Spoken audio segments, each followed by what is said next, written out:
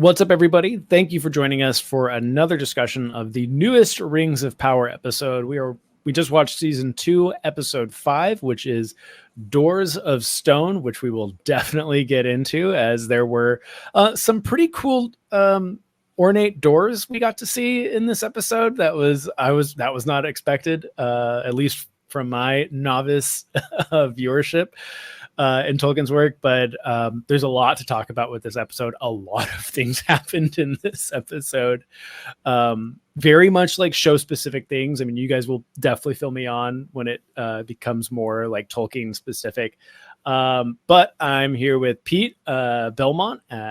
How you doing, Pete? I said I'm doing great. It's Friday. Can't really complain. Sorry, it's like, I worry about the coffee is all. Oh, you're fine. But also we are joined by Lee Silmarillion. That's it. There we go. How are you doing, Lee? Thanks for joining us. Thank you. I'm good. I'm still quite hyped up after that episode. As you said, a lot went on in that. A lot happened in a very short period of time. It was a really good episode. It felt like it's one of those episodes where barely any action happened, but it was so exciting and thrilling to watch. Which for me proves that you don't need to always have battle scenes and stuff for it to still be exciting.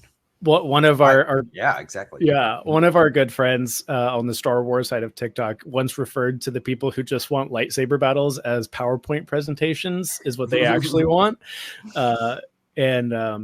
And yeah, like I as much as I do love when we get these, we talked about it last week, when we get these really great action sequences and we see the elves in action and we see the humans doing things. And there's lots to talk about when it comes to the action of this show or media in general. But I think, like we just talked about, this show did such a good job of saying dialogue and events can also be equally as exciting and impactful. But I figured might as well just kind of jump into it. I do think like one of the big things for me, like we got the Stranger and Poppy and Nori last episode. We also got a lot of the Elrond and Galadriel as well, and we didn't really see Numenor or the dwarves. And then this was all Numenor dwarves and a little bit of Eregion. And I like this format more. I like that they're spending more time with these groups than just like 10 minutes here, 10 minutes there. And like, we got to fit every single character in every single episode. I like that a lot more. I don't know if you guys, No, I agree. It's like, I think it makes the pacing feel better. I think it allows people to follow the story a bit more easily because there's not as many characters to get confused about who's who and things like that. And yeah, it's good to be able to, you can feel that you can properly get engaged and into the story because you're with it for longer. Yeah. I feel like you can also only do like the transition of like someone's like raising a sword and then it goes to someone like washing clothes. You can only do that so many times before it wears off. Season 1 at times was so jarring. I was like, whoa. Yes. When we hit episode 3, I was like, wait. Like, I'm happy we're in Numenor, but wait, we're back here. I'm like, what is happening? I didn't mind some of the pacing, with some of the past episodes. Where I've heard complaints about the Nori and Poppy story, but I really just think it's more that people don't really like the hobbits or the halflings in this show. Weirdly enough, I love them. Weird take to watch Lord of the Rings and not like the hobbits. I think where that storyline, well, it didn't really fail for me, but where it presented a problem was it was in the episodes alongside what was going to be the Anatar reveal and stuff like that. So it was like, by comparison, that was just, I don't care about that. I want to see the Celebrimbor, Sauron, Anatar stuff. And then I think not having the episode 2 end with the Anatar reveal, having scenes after it was a mistake because all my head was just Anatar. So it was just like, I couldn't even focus. I didn't care on what was happening after that. Like that should have been for me, like the climax of the episode. Mm-hmm. Yeah, I mean, I feel like a lot of the Harfoot stuff it's very emotional but lighthearted in a way, and I think I think it weaves itself really well in and out of the story, and kind of like how it's slowly creeping up. We're starting to hear them say things like they brought up Rune in this episode, which is where they are. So like they're doing it well, but you're right. Like when we get something like Anatar showing up and it's like, hey, let's go see if the hobbits are like picking berries or something after that, see how they're doing. Yeah, it feels a little bit jarring at times, going back and forth between some of the particular stories, but that's a problem I think that's always going to be there, because a lot of the other storylines are very dark, like comparatively, and are just going to get bit of balance. Yeah. A bit of balance here. Yeah. We need the whimsy and the joyfulness and uplifting parts of those stories. Like I love those parts of the stories. There's so much weird fun. That a lot of people don't like it. They're like, I don't like this. Then like I'll see like big names. Like even Matt from Lord of the Rings is not very. He's not taken by the Harfoots, and I'm like, I get it, but I think a lot of it has to do with what we were raised on. Even like the animated version, save Rankin and Bass Hobbit, which is, but like the Lord of the Rings Peter Jackson's movies are very violent. Yeah. Like I know we had talked about it on an episode or two before, but it was like, a lot of us grew up with the Peter Jackson trilogy, and I was the one that went back and read Lord of the Rings. I'm like, this is wildly different. This is insanely different. Right. I've only read, you're probably like, you look at there, you're like, there's a lot of talking. and way more singing. This is a musical. Love all singing. It's a musical food blog. People don't get it. Like what do they talk about? They talk about water. They talk about food. How many times does the guy talk about cream and butter? I'm just like, do you think about your health at all? I'm like, what is it? The Hobbit digestive system is a little bit different. It's everywhere. Bjorn's Hall, when they go to like Lothlorien, when they're in Tom Bombadil's house, they just cream and butter. A lot of these characters live to be like hundreds of years old. So maybe that's the secret. Is we need to increase our cream and butter in our diets. Back in the clock cream, it's called, where you let all that cream rise up and then you like drain it out and let it get really clumped up. Like that was the thing. Like a lot of people ate that back in the day. We still have that here, like very common over here. It's what us Americans, we just have our American cheese. Okay, you can keep it and all. Clotted cream and strawberry jam on a scone. I've heard it's really good. That's what I'm saying. But we're American swine over here. Like I said, we have avocado toast. We're good. But all that being said, I think the first thing I think to talk about is kind of the dwarves of this episode, and we are really seeing because when we saw Anatar like touch the mithril and drop it in to make the dwarves ring, it's like like this son of a gun, he's gonna be Sauron. Right. He added that sexy spice into those rings. The only thing I wish that we saw was the making of the dwarven rings. We didn't get to see them be made. We just saw like the metal kind of churn up, That's my only complaint of episode 5. I'm throwing it out there right now. I'm sure I'll find more, but that right now, okay? Yeah. I mean, there's 7 rings. It could be a little dull, just ding, ding, ding, ding. I love that at the end of season. I know a lot of people are like, "Oh, it's so bad when the rings are made." I'm like, "Look how cool it is." Do a little you ever been to a jeweler? Jewels for them and stuff. It's not like it's not a big blacksmith hammer forging rings. But that being said, we are starting to see the effects of Sauron's influence in the rings affecting King Durin. And one thing that we did bring up is the actor who's playing King Durin is incredible, and his shift is so good. Just the moments when he's touching the wall and he's like, dig here, and everyone's like, oh, it's a foundation wall, we can't do it. And then he's like, give me the axe. And you see it's such a cool moment. You see this king that is like he's fixing his kingdom. He's bringing them light. And you hear like all these great things are happening, but then you're like, this is all Sauron's doing. And like, we know kind of what happens to Khazad-dûm later on. And it's just like, it's like all these great things are happening, but it's got this like air of malice behind it because of what Sauron did. And just his like spiraling descent into madness because of the ring. It's so cool to watch, like the early stages. I feel it quite interesting the way you described that, because to me, the way he like demanded the axe and then was going at it for presumably a long time from the way it was cut, that seemed to me more like he was just like reached a stage of obsession or madness with it. Like I felt that was the ring driving him to do it in a sinister way, more than he was just like a really committed king who wanted to save his people. Yeah, because his hands looked roughed up at the end, didn't it? And then the edge of the axe looked like roughed up too. Like he was going at it for a while. He was just doing it for hours, and like Durin would down the stairs, and they were just like sitting around, like looking at each other worriedly. They have that shift where like everyone's kind of moved positions and stuff like that. It's very much a fade to black, and then lights fade back up, and you can tell time's passed. It's very much, I think that, like I said, there is that air of malice and like the sinister nature of the ring controlling him. But what I do think is interesting is like, because it's this early stage, is it's almost like the ring wants to bring this sense of like comfort before the corruption fully sets in. Well, he's proven right, isn't he? He does these things. He has. It's not like the walls fall down; the light comes in, and he's right. And he's like, we bring the sun to us. He's like almost like it feels very like paralleled with a certain other story with another king that we'll find out later. Yeah, where it's like, and it's crazy to see. But I really enjoy the certain things where later on, when he's talking about like who put these restrictions down, he's like, you did.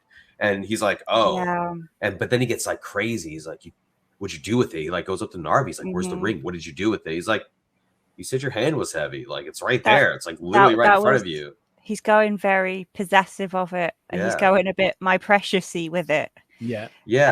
But like, I hope they keep with it. And it seems like they kind of are.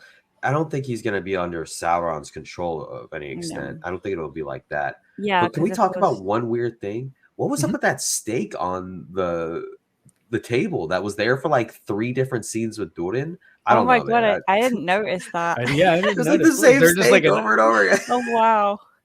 I remember someone saying that the candles in Game of Thrones never changed, so maybe it's one of those things. They just use the same steak prop for everything.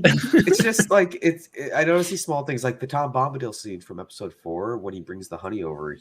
They cut the scene with him redoing it, so he brings the honey over once, and then he brings the honey over again, and I'm like, all right, well, maybe it's just Tom magic. I don't know, lots of honey. Maybe. It's the steak of Sauron. The steak of Sauron. They getting that with the steaks that he's so consumed by the ring that he's not eating? Dry aged. That's what I said. Maybe I don't know if you ever watched Aqua Teen Hunger Force. Maybe it's just like the Brood Witch, and if they eat it, dude. That and Sea Lab 2021 were like 2 of my favorite shows growing up because they were just so wild. They're just wild shows. But yes, MC Chris on Aqua Teen, still one of my favorite things. Yeah. So good. The Brood Witch. And it's just dried tomatoes. It's just the brood steak. The brood steak of Sauron. Yeah. You like pick it and it's your sword, like, yes, eat the steak. It's delicious and will cause you eternal damnation. But it's really good. But no, like I love what they're doing. I love what they're doing with Durin, and I love the fact that he's like holding this other 6 rings hostage. That it's just money? It's just like you're not gonna get the mystical power to save your kingdoms unless you pay up. Which is like, I think it's really good that we're seeing, even at the same time, we're seeing Prince Durin saying like, my father's not a greedy man. Like, he's a stubborn man, he's a pain in the ass, but he's not greedy. And then even like, just like, again, this like almost air of comfort that's like lining this ring where he's like, yeah, son, like, I want you to be prince again. Like, I want you to have, the ornament that he wears. And it's just like, it all seems like it's going well, but we know it's not going to go well. And I just love the way they're kind of like, they're like braiding these bad and good things together. I think it's a really cool thing. So like the ring has almost like a plausible deniability if you say, oh, the ring's having a bad effect on you, but it's like the ring found us the sunlight again. It's almost like Celebrimbor and Sauron are like fighting each other through the power of the ring is kind of the way it looks like. I like that. I like that too. There's like a bit of duality there when it comes to the usage of the rings, which is something that's actually pretty common in the books where, when the One Ring's made, the 3 take them off because Sauron can master them, even as powerful as they are. But like the ring's still around for thousands of years after Sauron's around. So they take the risks. They don't wear the rings openly, but Lothlorien is retained because of Nenya, the ring that Galadriel has. And it helps Rivendell stay protected. Like the rings, those rings at least do what they were designed for. It's like the only reason that Lothlorien is what it is. It's the, they're actually the reasons why the elves can stay as long as they do. Exactly. So there's definitely this duality of the rings. Yeah, it's very cool what they do. But the other thing that I think was like the big sit up and like, oh my God moment was we get to see the doors of Durin. Pre-Ithilien. Pre-Ithilien. It was just, I think it was just a really cool thing to see of just like something that like, it's, even if you've just seen the Peter Jackson trilogy, you know what this is. It's a cool thing to see. I really enjoyed like when I was like, I'm like, are those are the doors? I know those doors, and that felt great. Well, it's appropriate, but can I talk about something with this scene that a friend of mine pointed out was the weird comment that Celebrimbor made to Narvi about stealing gems, and it felt weird. Like someone took it very like taking it as almost kind of a jab at like this reference that caught like I don't know if you know this, but the Nalgrim. Not in, I think it's original intention, but Tolkien says there's a comparison there of like, certain groups of people, and it's something he discusses in his letters and stuff. So it's like, it came off a little weird for me. Other than that, it was a cool scene. It did feel a bit forced. And that's the other thing about it too, is that like, it didn't feel like, we're really meeting Narvi and Celebrimbor, who are friends who made these doors, but rather these people who became friends because the rings were made, and now they're working together, and they've decided to make these doors so quickly. Yeah. That was my only thing about it. I agree. Because we talked about it last night, Pete, and I said then that scene with the doors of Durin, I was actually disappointed in it because I knew it was going to happen because they've appeared in the opening credits and stuff like that. And I wanted there to be a bit more to it. I wanted this friendship between Narvi and Celebrimbor to actually be more of an established thing, and Celebrimbor's overall relationship with Khazad-dûm. And it felt like they were put in there almost more of an Easter egg than as an actual part of the story. I feel like Narvi's just being put places like, you're here, Narvi, Delve Master, you're here, like, Narvi, like in the room with the ring. They just give him the name Narvi so they can say they've got Narvi in it, but there's nothing that specifically like makes him seem like the Narvi from the story. Because Narvi in the books is a very specific character. He's known for his craft, and he's one of the more famous. Like there are only a few named dwarven smiths. All right, we really only have two. Telekar and Narvi, and so it's like it's very strange that you wouldn't put more emphasis on this character. Telekar made Narsil and Anguirus. Anguirus is the dagger that cut the Silmaril from the crown of Morgoth. That's some real shit right there. And then you got Narvi, and he makes this door. This door is a representation of something that hasn't happened in millennia. The friendship of the dwarves and the elves, because you have to think about, the Battle of 1,000 Caves when the dwarves came through and said, "You have my Nauglamir with my Silmaril? Screw you guys. We made that for the Felagund. We're coming for you." And like they kill the King Eluthingal. It's like a very violent scene in the Silmarillion. And I know they don't have the rights to any of that, but there should have been a little bit of more consideration with a character like Narvi, who I find, to Lee's point, to be more significant. Cool scene though. And I feel like they wanted to focus so much on the first series in the friendship between Elrond and Durin, which I do really like. But it seems that they've done that at the expense of there having been like a relationship with Eregion and Khazad-dûm, which is like part of the reason Ostinedhil was built where it was to be close to Ostinedhil. They had a long-standing relationship with each other, and Narvi and Celebrimbor, as like the chief creators, the chief smiths of the two places, had this great friendship. But Narvi is just being called a delve master. He's not even a smith, and it's so like they've just given him the name Narvi so they can be like, "Ha, look, Narvi." Now we could justify the text at the bottom of the door. It's like great. And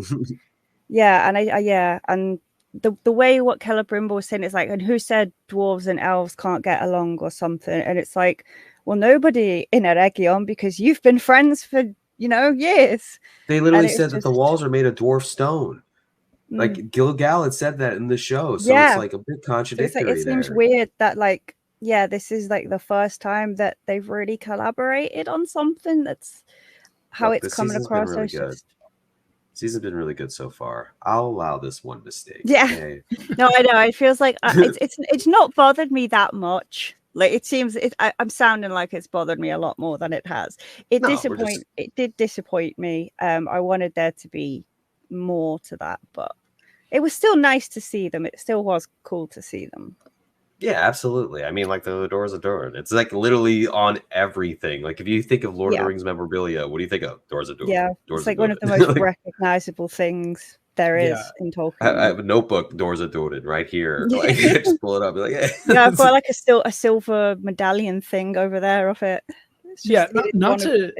Not to maybe get hopes up, but is this something, because like it was really just presented in Eregion, could this not be elaborated on more when they put it in to Khazad-dûm, with like installing it, where there's a more like they're just kind of showing us that like we have the Doors of Durin here, and then we're going to bring them to Khazad-dûm, and maybe there's again, I am just like brainstorming here. I hope so, because some orcs are right outside of Eregion. Yeah, it feels break like the doors. Can you just wait a minute? We've just got to go and take these doors. It's like the table from just like give us a sec. If the orcs are there and we have some dwarves there, could this not be where we kind of get a little bit more of that friendship and how special the door really is, even though it's already been made. It's just to further emphasize that how special the relationship with the dwarves and the elves are through what the orcs are doing in Eregion. Like, again, just throwing stuff out that could happen in either the next 3 episodes or maybe in a future season. Do you think, what if they don't kill, like, what if they don't, like, do what we think they're going to do at the end of this season, and then they do it next season? Because like then they have that possibility, Pete. But what if? Because like I'm just curious. Because what if we're all in this master plan of Sauron? He needs Adar out of the way. They can't What if this series is just Adar, and then that other stuff doesn't happen till next series? Oh, that way then all the rings are distributed. Then he can make the one and show up and claim his rings again. That would actually make a lot of sense. That's an interesting idea. I was just thinking you were going to say Sauron and Arondir were going to kiss, but that's, maybe. Is that what that's what I was hoping the big season finale was going to be. But what you said also sounds cool. I mean, you never know. Yeah. You never know. But yeah, like I did as a casual fan, and it's so interesting to see like I just know that the Doors of Durin are the doors that they open in the Fellowship of the Ring. So like I don't know all the lore behind it, and it's so interesting. Like every week to come and be like, yeah, like this was a cool scene, but there's so much more to it. I will say, hearing you talk about it, like how excited it made you as a more casual fan to be like, oh, I recognize them, actually does make me really happy. And like that the show did do well, because the show isn't just for people like us, it's for everybody. So I am really happy that you had that experience with it. Yeah, I think that's so many people too. Like, just people who are like lore purists or people who get upset about this. I'm like, you have to realize something. Peter Jackson's movie is a great trilogy. It's not a good adaptation of its books. It doesn't represent a lot of it, but that's okay, because it's a gateway for fans to invite them to read these books, to enjoy it, to learn more. And I see it time and time again on other social media accounts, other users who are just like, I finally decided to read Lord of the Rings. And it's like, how have you been watching the movies? They're like 10, 20 years. I'm like, that's crazy. What do you think of the books? They're like, this is so different, but I love it. And it's crazy. It's just, it's been amazing. Yeah. There has been a big Tolkien renaissance lately of people getting into the books and stuff, and it's been amazing. Yeah, and I think that has to, I mean, you would assume that it is because of Rings of Power, because I do think a lot of people enjoyed it. Like I and you guys can tell me, like, I think that overall season 1 and a little over halfway through season 2, like, this show really, if you liked Peter Jackson's trilogy, there's a lot to love in this show. It's a big complaint for a lot of people too, because the artwork the artwork that inspired Peter Jackson's stuff is Alan Lee and John House. The main inspirations where most of like the Orthanc designs come from and what have you, the swords, etc. Well, guess who the art director is on Rings of Power? It's John Howe. So it's the reason why this all looks fairly familiar. Yeah. It's inspired by the same artwork. It's fantastic, actually. Yeah, the orcs, like I've seen like I grew up watching the cartoons. I can't remember who did the cartoons, but like it's Rankin and Bass the Hobbit, and then it's Ralph Bakshi for the Lord of the Rings, and then Rankin Bass again for Return of the King. Yeah. So my dad showed me those when I was very young, so I watched those, and like the interpretation of those with everything is so wildly different than what we see with Peter Jackson. But the Peter Jackson stuff I think really does carry over into Rings of Power, like what you said, because like the orcs look the same, the elves look the same, like everyone kind of. It feels like that same universe we were in with the Peter Jackson trilogy. And again, reading The Hobbit and Fellowship, and like these are wildly different stories. To what we get in visual, but they're all like, in my opinion, they're all really good stories, and they have like really interesting things. But again, it's very interesting to see how it ties in or how it contradicts or goes in a different path than what the lore has conventionally said. I think it's okay. Yeah, it's okay to like have a little difference. Yeah, I'm a big fan of The Expanse, both the books and the show. The show goes in a wildly different direction than the books go, and the decisions they made, I think, were great. Like wrapping up like 10 different characters just to be in one actor works out incredible. You're not like jumping from point to point to point to point constantly. Well, the compression of time was harmful and helpful at the same time. It's not something I go back and change. If you had talked to me 2 years ago, I probably would have had some hesitancy to say this, but I think the time compression is okay. I think it works. I think it's necessary for us to really have engaging storylines. I think having Isildur and Elendil's line kind of really close in with Eregion, there's a huge gray area at that point where there's Númenórean history, but you don't know what's going on everywhere else. It's just everything's bad. Sauron's everywhere. And it's like that old cool scam Sauron, because that's what happens after the fall of Eregion. There's like a period where like Rivendell's founded, the first White Council, etc. The Ulari arise, the Nazgul, the Ringwraiths around like 2000 or something in the Second Age, and then 3200 is when Númenor and stuff happens. That's how much of a jump of time is missing, where you're just like, we're here. Stuff happened. But speaking of Númenor, we got more of Númenor. We got a lot that happened in Númenor. There's obviously a lot of political, heartbreaking. Yes. Yeah, a lot of political unrest. I think the scene when the military is having to turn in their armor and their weapons, and everyone says "I captain" to Elendil. It's so. I love that scene, and what Valandil does in that scene. Obviously, it's really good, and then I think what happens after makes it even more heartbreaking. But I think it's interesting that we do get to see Pharazôn looking into the Palantir, which the whole reason he kind of got in power was because they were scared of the Palantir, and now he's looking into it. The Palantir stuff kills me in this show, though. It kills me. It's an overarching thing. Go on. It's just both of it. Whenever there is lore that you feel needs to be clarified, please. There are items of like reverie of the faithful. There's the 7 seeing stones. You know, they're made by Fëanor. They're a gift from the elves. And watching Elendil get tossed like a ragdoll was kind of crazy. Yeah. Having them be angry at the elves was weird up until this episode where we see Pharazôn and Kemen, that bastard, who are talking about how like Tol Eressëa is this like, you know, thing that was put there for them to be jealous of them. And it's like, talk about like the mocking them. Yeah, the immortality. I'm like, finally, guys, it's been a season. Like, you finally realize, like, this is what the story of Númenor is about. I think they have got to this too late.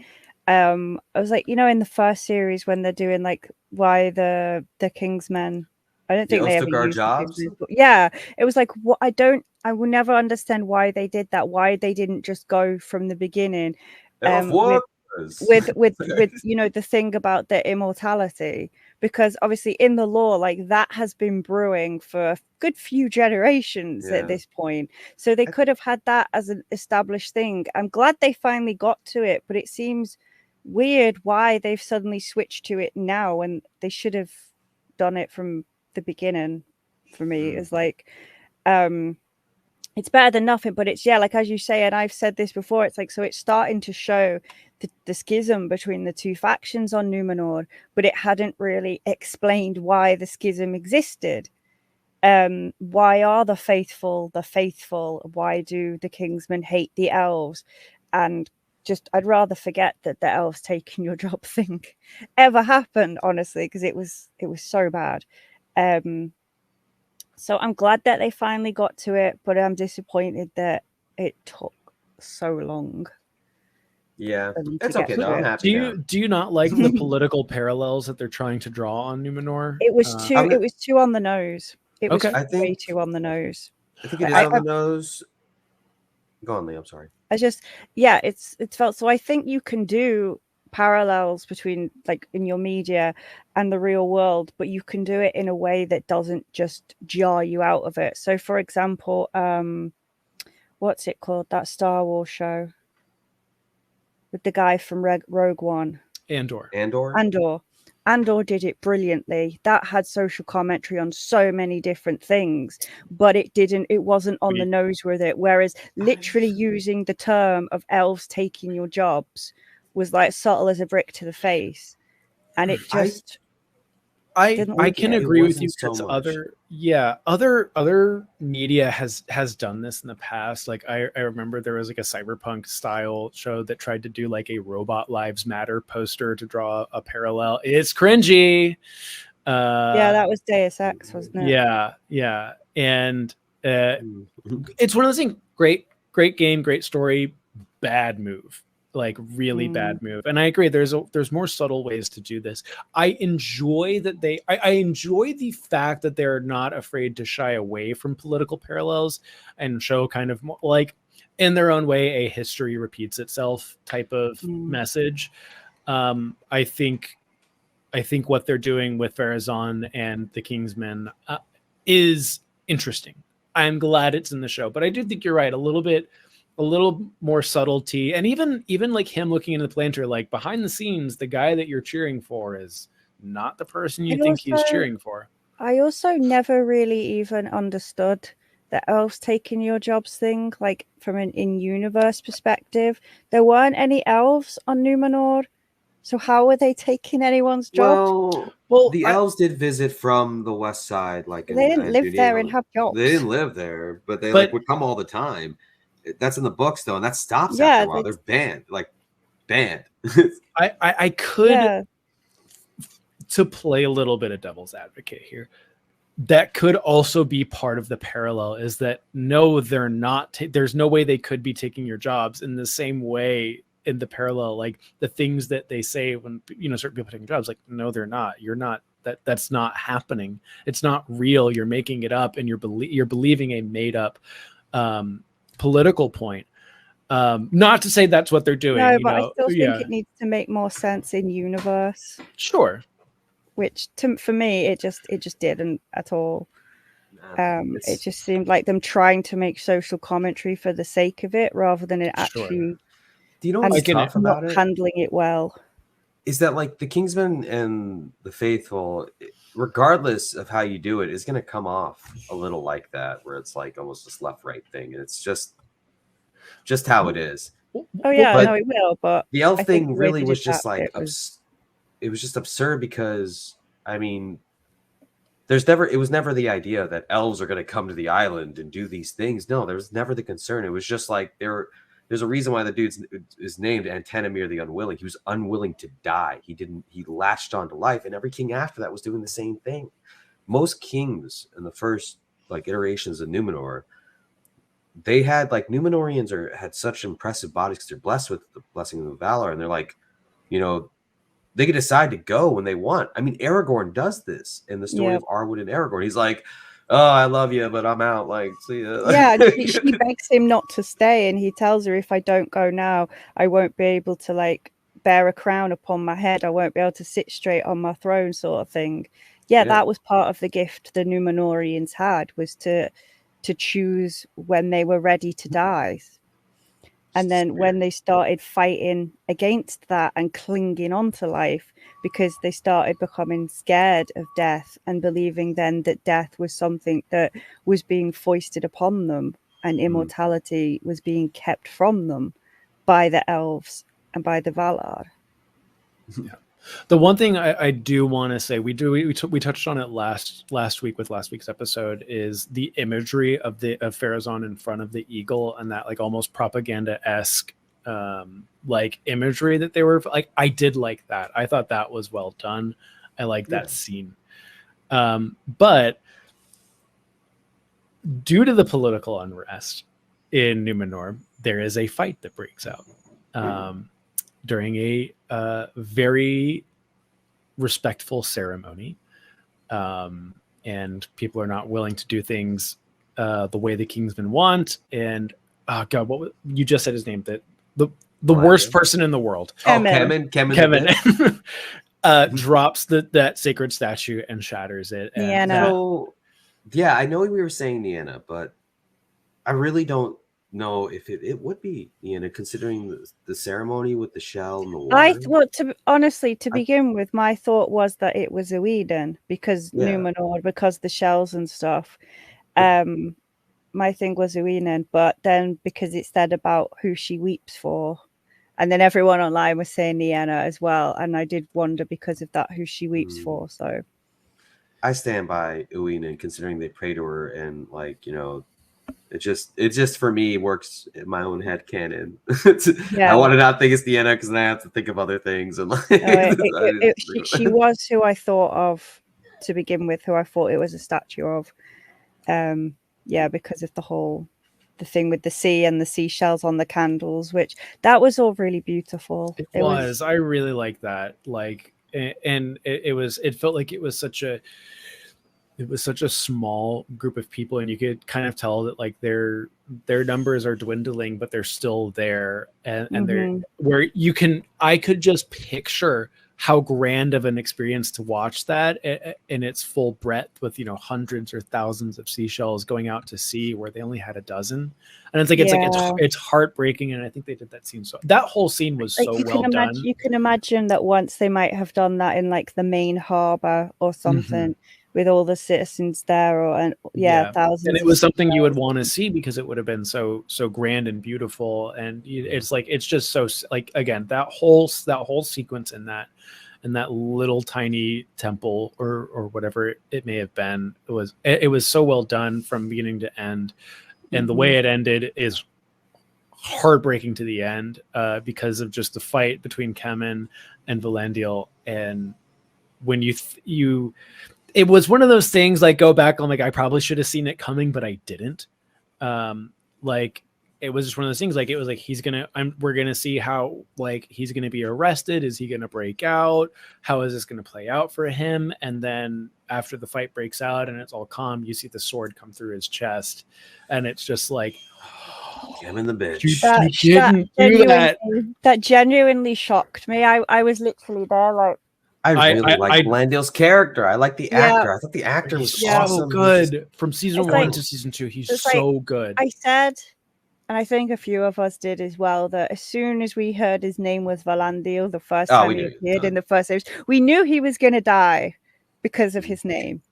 But I wasn't expecting it then. Like, I thought Isildur would actually be around when it happened. Yeah. Or like, I think that makes it more hard or something. But yeah, the fact that he died thinking Isildur was dead as well, and Isildur's going to be heartbroken that he wasn't there for him. Man. And if you're not aware of why we say about we predicted it with Valandil, one of Isildur's sons is called Valandil, so it was like the implication with his best friend being Valandil was he named him after him, which. One thing we didn't kind of skip over is Eärien. Oh my god.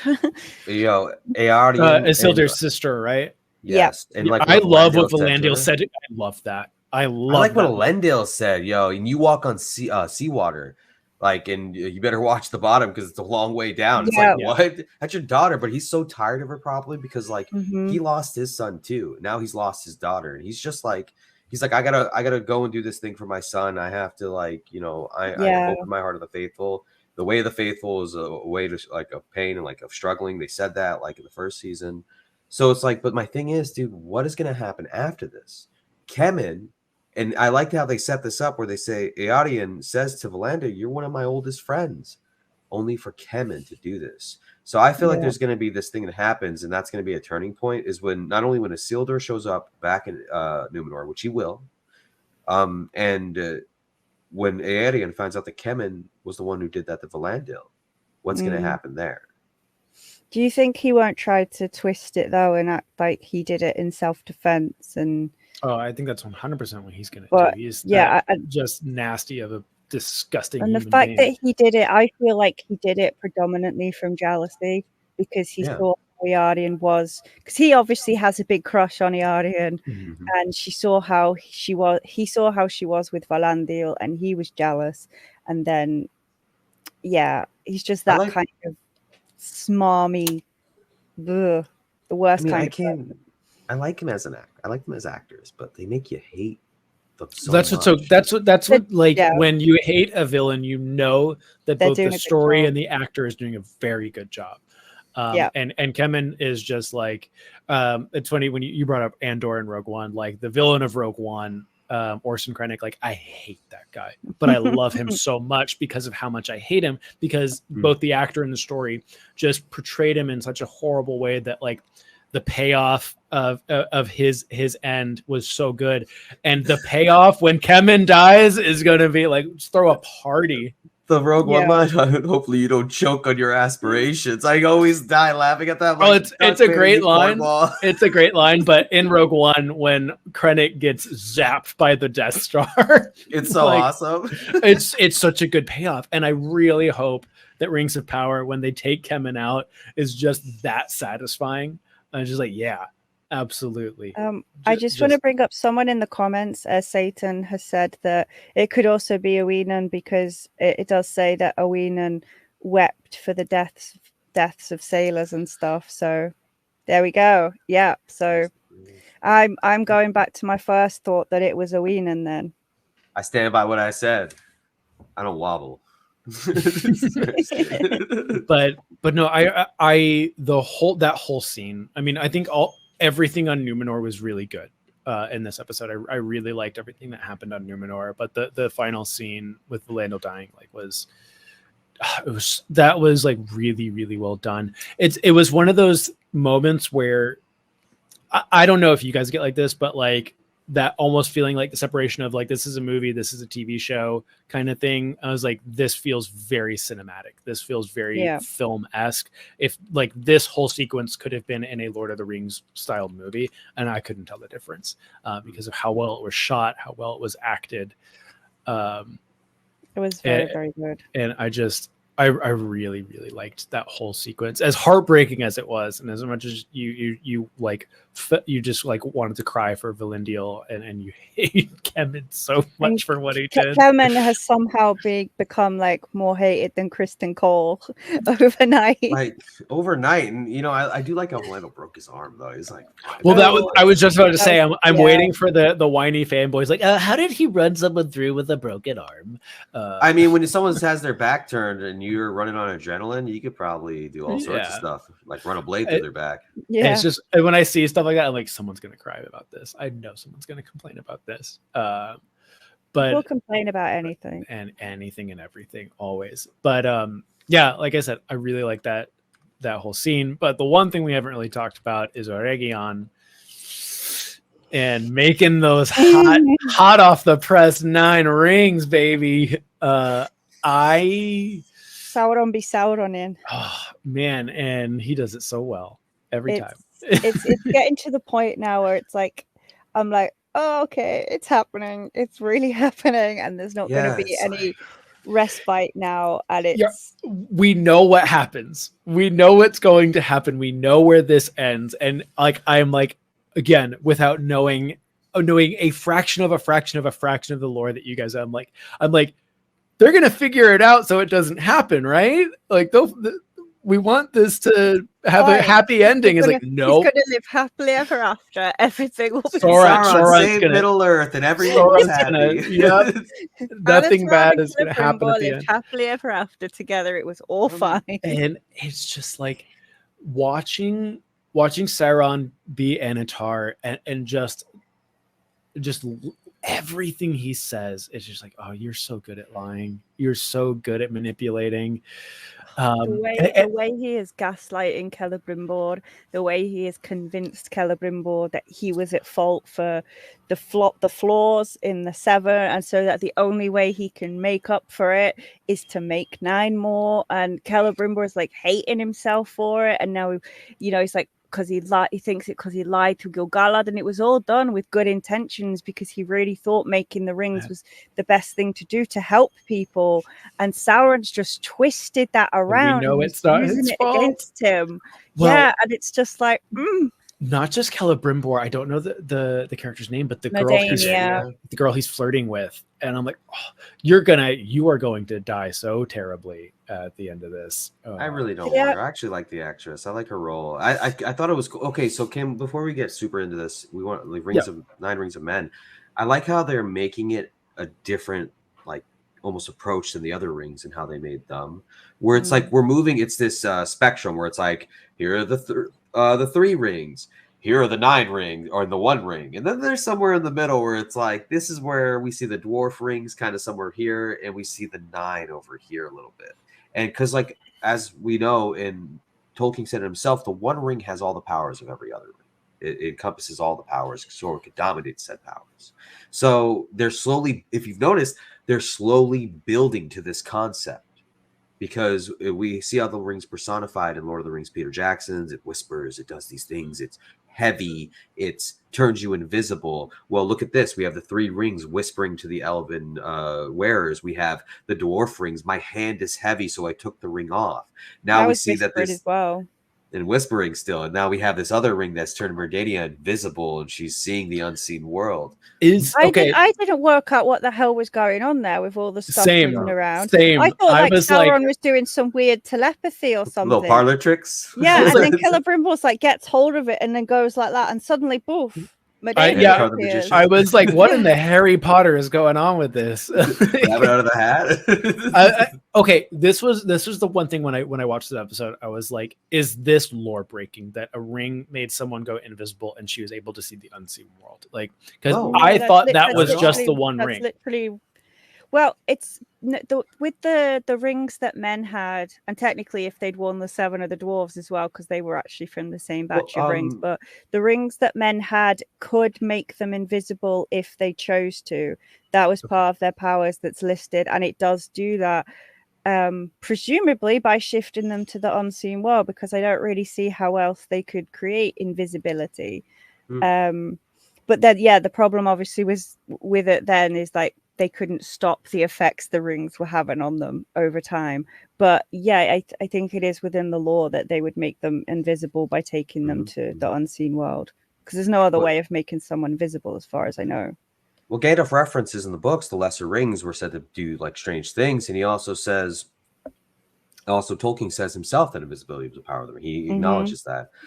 Someone in the comments, Monk Rudd, just brought up that same point about I had brought up before, that maybe Sauron will leave before Eregion's like fully destroyed, or even if it's after it's destroyed, but they retain the rings and Celebrimbor lives, but then shows up with his own forces to take it for himself and thus take over the rest of Eriador and thus put that pressure on Lindon, thus inviting our Farazan and the Númenóreans to show up and once again save them. I like this idea. This is not something I'd considered before, but now you're saying it makes a lot of sense to me. It would give Númenor more time to actually build up its fleet and its army to be able to have the strength to do this as well. And if it means we get to keep Celebrimbor for a bit longer, I'll be very happy. So it would be a good turning point where it's like you get the halfway of next season when all this goes down, then you finish the season up with like Ar-Pharazôn and everything, and then the 4 seasons, the fall of Numenor, then to, you know, the establishment of the Lost Realms, and the final season focuses wholly on the War of the Last Alliance, which might be the best approach. That might be like it. I'm agreeing with you now, because I'd assumed that this series we'd get the fall of Eregion and it would end with Tim has a theory where he's brought this up before. With what was I saying? Yeah, with the Numenor coming and Sauron being captured by Numenor. But I think, how can they fit that in? They can't fit that in 3 episodes. I wouldn't have thought, because especially like they still have to build the fleet up and everything. And then I was like, okay, so if then series 3 is the downfall of Numenor, what are they padding out 2 more series with? So the way you've just described it then makes more sense to me now. I'm going to be very disappointed if that's not. You can hire me Amazon when you're ready. I'll be here. You know, I got a lot of good ideas over there. Oh man, but it makes sense because that's how it kind of goes in the books too, where it's like he leaves and he makes the 3, and then he forges the 1. And he comes back and he's like, "I want my rings, dude. You took them off. I want my rings back." Yeah, so he's in Eregion for like 300 years. They make the 16 together. He goes off back to Mordor. Celebrimbor still doesn't know yet who he is, but he gets a bit, that was a bit sus. Then he makes the 3 by himself. Word for word. That was a bit sus. That was a bit sus. Yeah, actual canon quote from Celebrimbor.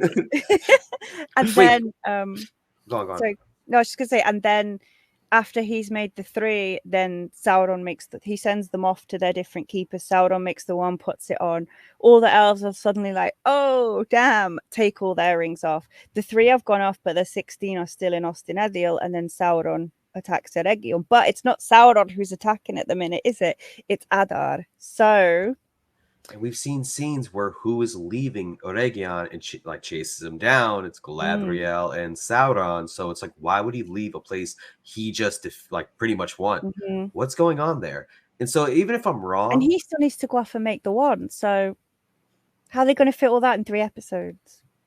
One thing I want to just jump back to, because I'm glad we're all on this. You know, I always spin like these theories up. I'm like, conspiratory Pete coming through. We're going to figure this out right now. And I've like gone back and watched some of my older theories. Maybe half. But one thing I want to talk about is like, I had complained about the languages a bit the last discussion, where I was like, why is Arondir speaking Quenya and all this stuff? Well, they had Myrdania speaking Sindarin, which is strange, right?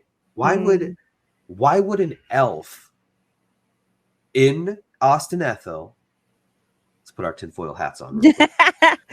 Why would an elf in Ostinethil, a Noldorian city, which we know in the Silmarillion they say that they spoke up among themselves, it wasn't a dead language just yet, speak Sindarin? Almost as if she's got some, like, she might actually be part Sindarin.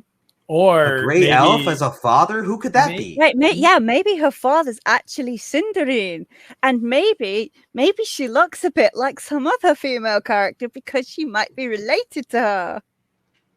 I don't want to get my hopes up again. It's fun though. It is fun. But I was Don't get your hopes up, because what's going to happen is the Duolingo owl is going to show up and he's going to explain how he's been teaching everyone all the languages. Yeah, I know. Well, it's just I was so absolutely convinced before the series started, and I don't know if I could cope with the disappointment again if it doesn't happen. I'm okay. One theory I had about the Doors is that Durin the Third wasn't real, and Durin the Fourth was just like thinking it, which would have tied into the whole idea of reincarnation, or the idea that he reincarnates and gets chosen. Regardless, if this doesn't happen, that's fine. Like at this point, I don't really expect Celebrian and Celeborn to show up. I mean, the only thing I really so bad. I just want Elrond to fall in love with the person he's supposed to fall in love with, which is Galadriel's daughter. And that's I'm worried they're messing with it. I don't want them to mess with it. I've heard some crazy rumors. I've heard some crazy stuff.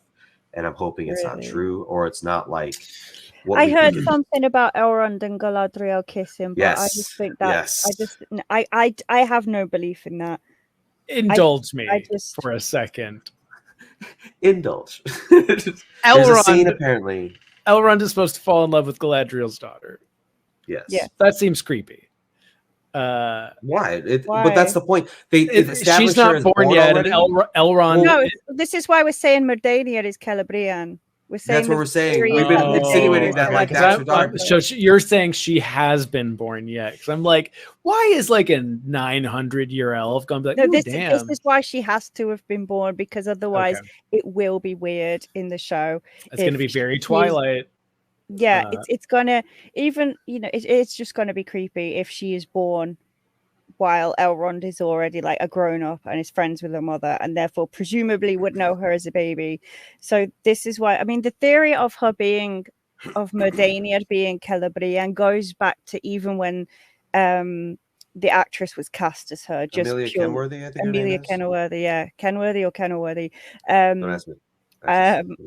Just based on like that she was playing an elf and that she had like the physical resemblance to Morvith. And then the promo pictures of her came out, and it's like, plus the fact Mordania seemed like a fake placeholder name because it doesn't actually conform to any elven naming customs. So unfortunately, that was one of the things that cemented it for me, because they did that with all the other characters. Then obviously she was called Mordania in the show, and I was really disappointed. I was like, oh damn, I was wrong. But now, because of the way Anatar was with her, making the reference to her look and got like Galadriel, either it was just a really, really creepy attempt at flirting, or he's picked up on something and he knows who she is. Let's talk about her reaction, though. Does it seem like a reaction his daughter would have of being compared to their mother? That's my only thing. That's the only thing that's off-putting. Maybe it was just like a knowing sort of smile, like, oh, you figured it out, have you? Maybe. Like sharing a secret thing. I don't know. Like I say, I'm not convinced, because I'm not letting myself be convinced again because of the disappointment last time. Well, fool me twice. Yeah, I want it to happen. I'd love it to happen. Maybe that's how she and Elrond meet. Maybe Elrond comes to Eregion and that's how they meet. Like, that'd be great. And then they have to think of, oh, hi, Mom. And he's like, what are you talking about, Mom? And then sees Galadriel. But yeah, maybe. Where is Celeborn, though? I still think Celeborn's off imprisoned somewhere. That he got imprisoned during the war somewhere and is still there. Or he's just like having a holiday in Greenwood. He's in the trees, man. He's already in Lorien, I feel like, just chilling in the trees. It's like, hey, he's just man. It's like, oh, my wife thinks I'm dead, whatever, so I'll just stay here for a bit of peace and quiet. She's dead to me. I saw her in Halbrand. Oh, can you blame her? Also, I do think Elrond it would be a shame because he's far too pretty to be canceled. It's just, we need. Elrond's been so good. I love the actor. Don't do this. Yeah, he's so good. He's the one who's more lore accurate too. He's like the lore master of the group. Don't do this to him. It's gonna be so painful. No, I think Celebrian, even if Mordania turns out not to be Celebrian, I think Celebrian is going to be somewhere already born and already an adult. Okay, so before we wrap things up, indulge me further, because I'm just really curious about elf romance now. Do they are there societal things? Like, it's like, yeah, of course, like, I'm 800 years old, you're 300 years old, your mom's 700 years old. Because you're 300 years old, it's not that creepy, even though I've known your mom for like 400 years. Elves take about 100 years to become adults. Okay. Yeah. I think because of the way just their perception of time and stuff is different to that of mortals, I don't really think age is like that necessarily matter. They're the epitome of age is just a number, is what you're saying. I mean, Arwen and Aragorn is like, Aragorn was like 20-something, dude, when they first met. I mean, she probably knew him when he was a boy, too. Like, or maybe she didn't, actually. He didn't. It's literally said that. Oh, yeah, you're right. She was in Galadriel. She was with Galadriel. She was living in Lothlorien the whole time Aragorn was in Rivendell, so they didn't meet until she was 20. Yeah. Arwen and Aragorn. Sorry, I like that. But I get so messed up by the movie sometimes because of the whole Hobbit thing with the 10-year-old stuff that I just am like, but yeah, they meet in the forest, like near Rivendell. at first, and then profess their love at Karen Amroth. Karen Amroth, yeah. One of my favorite locations, Lord of the Rings. Yeah, it is. It's not as big a thing with the elves because once you're an adult, then you're pretty much an adult and looking virtually the same until you become Círdan for a long time. So it's like not. 10. How long is what year was the elves awoken? It's 14,000 years or something before the end of the year of trees or something like that. It's like year 1,000 something. No, it wasn't that long because Círdan is like 13,000 at the time of the War of the Ring. So that's 6,000 years. It depends how many generations there were before Círdan, because there was either 6 or 24 generations between the elves that awoke and Thingol's generation, depending on which version you want to go by. So I can't remember the dates at the top of my head. You gotta be really old to look like Círdan. Yeah, you've got to be very, very old to look like Círdan. So yeah, pretty much ages aren't really an issue for elves. Okay, good to know. Mm-hmm. I hope we get an elvish dating show soon.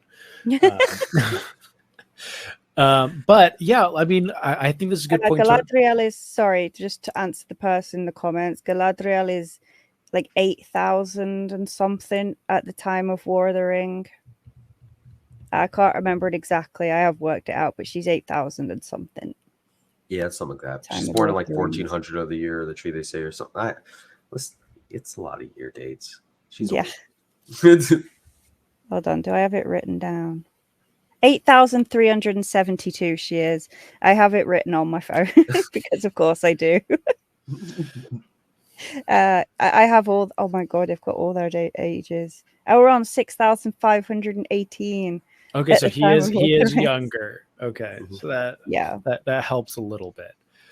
But yeah, I mean, to wrap up the episode, like I think positives, negatives, any lore that you were excited to see, or it seems like we kind of went over some of the stuff that was maybe a little bit loose on the lore, but like overall, like I felt really positive about this episode. There was very little about this episode that I didn't like, outside of the fact that Valandil died. But it was very well done. A different kind of dislike. Like I'm not reference Beren and Tor in Erendil. And this is a huge thing because, like, in the books of the Council of Elrond, when Frodo takes the ring, Elrond's like, "You're going to be included, like, you would be included among the elf friends of old, being Túrin and Eärendil and Tor and the Beren, son of Bedahir." And they're like, he references all these people, but the best part is Beren, because Beren, in the story of Beren and Luthien, takes them to Tuatha, the Isle of Werewolves, to combat Sauron. Met him.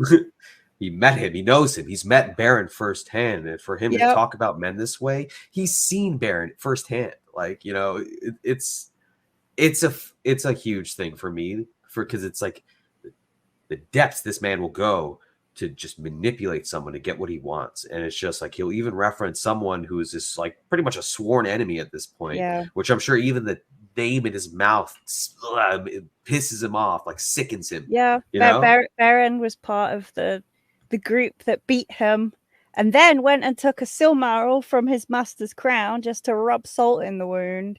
So for him to use his name and to say good things about him to manipulate Celebrimbor, it's like, wow.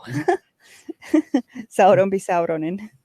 Yeah. I'm glad we're seeing this, because I feel like this is the manipulativeness, the way he does twist things and get at people's weaknesses is Sauron. It's like the true Sauron, and I don't feel like it's something we see a lot of, especially in adaptations, because he does it a lot in the books with Denethor through the Palantir. He manipulates and twists things, and that's how he gets at Denethor. Obviously, in the same with Saruman. Yeah, in the film, they just make out that Denethor is a bit crazy off his own back. So I love that we're really getting this side of Sauron depicted really, really well. And I'm looking forward to when he goes up against our Farazan. Obviously, he will outdo our Farazan at it, but our Farazan, who is also shown himself as a shrewd manipulator and one who can manipulate situations to his advantage. I like that. So that's going to be interesting when we eventually see that. But I'm really hating at the same time, because it's really sad to see what he's doing to Celebrimbor. But I'm loving seeing it at the same time. Yeah, I think the one thing, and it's so nitpicky, it was just the one moment of this episode where I'm just like, and it's basically because I love the character, is like Disa chasing after the tuning stone. Oh yeah, it was like 5 feet away from myself. I was like, this was cheesy. Yeah, it's one of those. It's one of those things. Like there's a way to get that tuning stone to where it needed to be, and that's not it. It was a bit slapstick, wasn't it? Yeah, and I love Disa. She was my favorite character of last season, and she remains in the top. I thought you were gonna be like, not anymore though. Yeah, now that she's dead, I hate her. I can't wait for her to no. Well, yeah, but that led up to an awesome scene when she's singing to the rocks and the Balrog responds. But then she's singing to the rocks, and the thing's like 5 steps away from her. Yeah, did she really need to sing? It's like there. But I don't know, man. It's the Balrog thing is such a dangerous game to play with time compression, and I know they're gonna have it where like the Balrog does something and it doesn't take down Khazad-dûm until later on, but it goes deeper and it hides from itself. But they're probably gonna lock off a lot of stuff. I'm telling you, we're gonna see it in the show during the third to during the fourth becoming king. I hate to say it, but it's gonna happen. Put it that way. He shouldn't have made that promise to Disa. Don't swear oaths. Don't swear oaths. But also, as with her singing and that rippling in the water, some people have said it's the Watcher in the water rather than the Balrog, just because it's a creature in the water. Man, they're really dropping it on Khazad-dûm.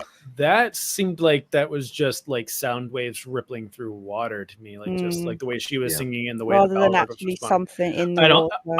I did not walk away from that scene thinking there was something in the water, based on that we saw the Balrog down there at the end of season 1. Yeah. And she's singing into the depths, and then there's a monstrous response. That's what I'm getting. I agree. I talked about the Balrog after that scene in my video. Yeah, same. And a lot of people commented saying that they thought it was the Watcher in the water. So I just thought I'd bring up that possibility. I don't know who that is. Why is this door right next to the marketplace? What? That's dangerous, dude. Yeah, what? To this dark chasmy water. Yeah, it was a strange. It's an interesting choice of events that they went through to get to that. It didn't fully take me out of the episode. I had to mentally replay the episode to find something I didn't quite like, because this episode probably is my favorite episode so far. This is the best episode of the series, in my opinion. Agreed. I stand by that. And a lot of people said that about episode 4 as well, but I say it about this one now. Yeah, dude, it's great. It's getting better every week. Yeah, I was really impressed. It's crazy because sorry.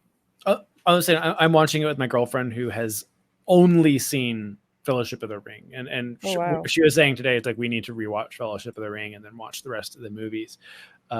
She's loving it, and I'm loving it too. But this was, both of us were like, this was really good. This was a lot of fun. It's good. I was just going to say, did you feel that Merdania just believed Anatar a bit too easily about what she saw in the unseen world being Celebrimbor? She just didn't even question it. I feel like there should be I don't know. I'm okay with it because what do they know of the unseen world? They're not elves of Valinor, they've never experienced anything like that. So seeing it, and I'm assuming she and the others don't know that he's a Maiar. Only Celebrimbor knows that. Because I can't help but feel if she did know he was a Maiar, that it should have been obvious that seeing something like that on the other side would have been the Maiar. And I think it could be that they don't know exactly what he is, because obviously when he did the turn, only Celebrimbor was there. So maybe it's been like a just between us sort of thing, and they just think he's an elf. Maybe even an elf from Valinor or something. They just refer to him as Lord of the Gifts. Like, I think maybe that's just like they're under the impression. They're under the impression that nothing else is afoot except making these very powerful rings. We didn't really talk about it, but like the kind of the watching Celebrimbor's like hands shake even. I loved it. I love Charles Edward and the way he's doing it, because he gives us a passionate speech about working night and day, and then he steps away and he's like, what am I saying? Like, is this me? Yeah. Like, what's happening here? Like, I've never been so driven, because he goes to that person. He's like, was it sloth or like, etc. that like, like caused this or something? He's like trying to gather as much information at the same time to figure out what happened with the Dwarven rings. But he's so angry at what Enantar said about him being the reason behind it that now he's just lashing out. Yeah. And he recognizes this isn't him. Yeah. It's so sad to see what Enantar is doing to him. This episode was really good. I'm really looking forward to the next 3 episodes. I can't wait. I'm dreading them at the same time. I feel like we're gonna get one episode dedicated strictly to Rune. I at least hope they do that, because I want to see the connection of Sauron in the east. I want to see it really bad. We saw the symbol there. It's happening. Give us what we want. Either tell us it's Gandalf or say it's another wizard, okay? Stop teasing us like this. I'm also every time it goes to Rune, I'm just like on alert, waiting for somebody to be called Khamul. It's like it's gonna happen. It's gonna happen. We will all collectively like lose our shit when it finally happens. Based on like. It's a big production. I have a feeling it will be Gandalf.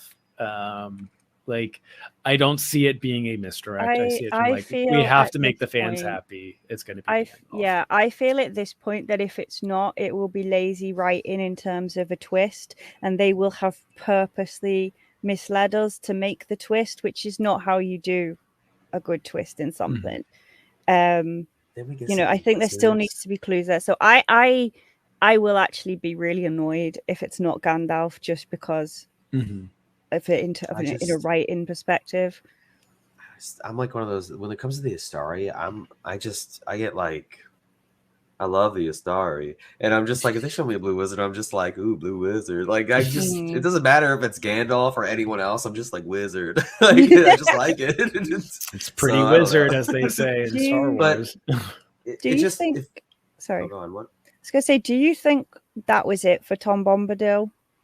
No. See, that's what I'm saying. They're gonna have an episode because he puts his blue coat on in the hat. They showed that. Yeah. So they're gonna show a little more. Okay, that's good. I was worried. I mean, I would have kind of understood if he was like a 1 episode thing, but I'm glad that he's not, because I was really impressed with how they did Tom Bombadil. Like, I was wary about it, and then I really, really liked it. I heard some people complain. I'm like, how? That makes me wonder. I'm like, you got to reread Tom Bombadil's chapter. It's not as nonsensical as you think. No. You gotta really pay attention to the things he says in his house, where he's like, don't worry about those things. But he was like, I was there when the first Dark Lord showed up. Like, he's dropping like huge lore on you, and the hobbits are just like, dude, I'm having the wildest dreams here, man. Like, can we chill for a sec? He's like, wait. Is Tom Bombadil a good or bad trip sitter?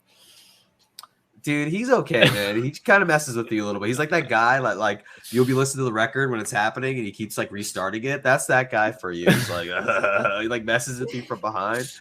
But I mean, he also gives you good life advice in the meantime. Yeah, makes you pancakes at like 3 a.m. Yeah, like, what is happening right now? Good food, sings to you, and if he's messing you about, his wife will look after you. Yeah, right. But yeah, I mean, overall, great episode.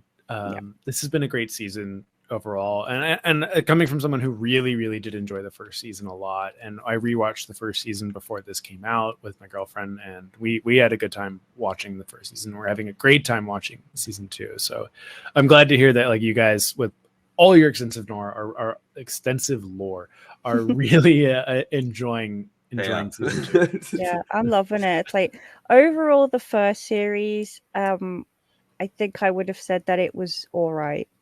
Like, for me. Yeah.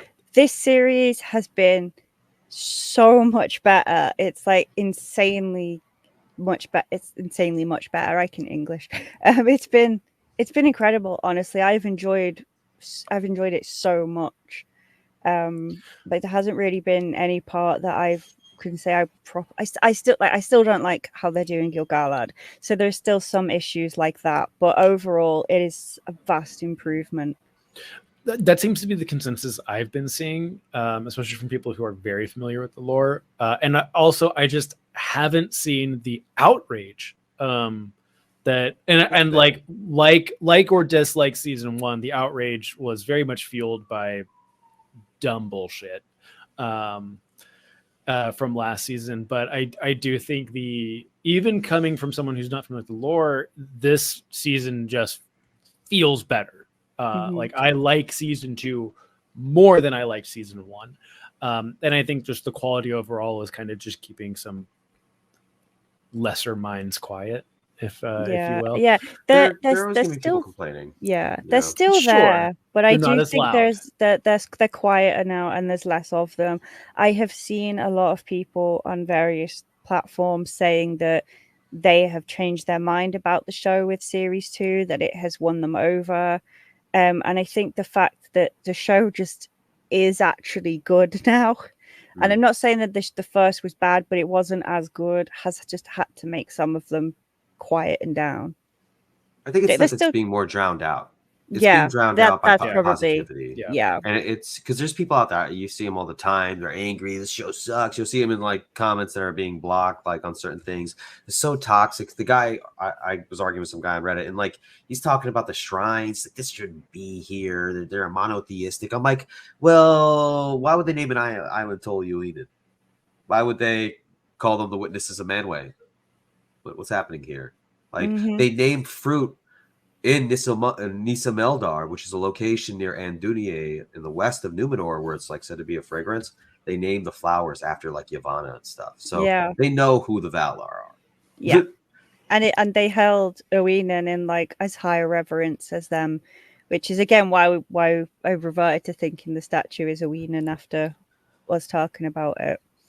Yeah. And like, but also I think that even if it was the case of them not having the idols and stuff, the show needs to, as I said before, like one of my criticisms has been they haven't shown who the faithful are.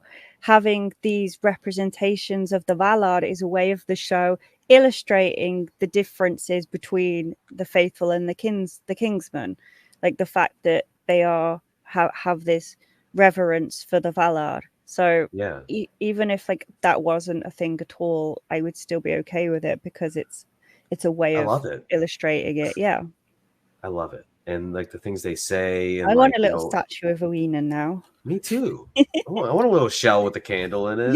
Yeah, push it in my tub when I'm taking a bath. Like for you, but I think that's going to wrap it up for this week. We will be back again next week to talk about episode 6 once that airs. And you, I don't know if both of you have been doing the watch-alongs every week, but there will be another one of those. But that being said, I was meant to. Look, I am not a reaction type of person. When I watch stuff, I'm usually watching it like this.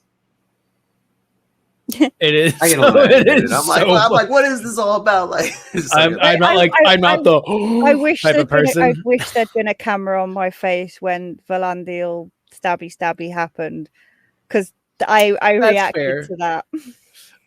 So like we watched it on the couch, we're kind of like this, and I was like,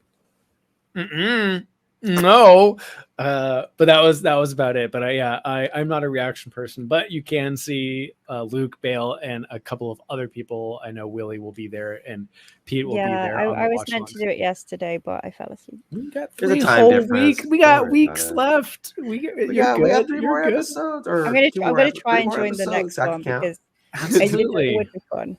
Absolutely. But that being said, Pete, where can we find you on the internet? What are you up to as far as social media and content? Let me know. So I'm always doing content about Lord of the Rings and, talking about the Rings of Power. So one thing I really like to do is I like to really show how the showrunners have pulled from that lore. I've been doing a couple videos like that. I haven't done one for episode 5 yet, but I'm sure I will when I watch it for the 17,000th time. But right now, the biggest project is the Voices of Arda, and it's something that Lee and myself are really involved in. We're building out a community where you can find a lot of different lore, engagement, great minds really talking about Lord of the Rings, as well as just like trivia, all sorts of different content. We got people like Lee, myself, Bard of Arda, Ex Libra Miranda. We even have Kaya Says, awesome content creators. And so we really invite everyone. Come follow us at Voices of Arda. You can check it out, but you can always find me at BE1Mont_LOTR. Amazing. Thank you. And Lee, where can we find you? What are you up to? What are you doing? Which way am I pointing? What Pete said as well. Otherwise, I am which side? There we go. I am Silmarillion on TikTok and Threads and Instagram. We on all the stuff. Absolutely amazing. Well, thank you guys so much for being here, talking about Rings of Power with me, indulging me on lore and elf dating practices. I had a great time this week with you guys and a great time watching the episode. Very excited looking forward to next week. I am taking the weekend off. I'm going hiking and camping. I will be in the woods, being my own little hobbit self. Very nice. And but I will be back next week talking about episode 6, and then we'll have some Star Wars stuff on the Podwans podcast coming next weekend. So thank you guys so much again, and we'll see you next week. Can't wait.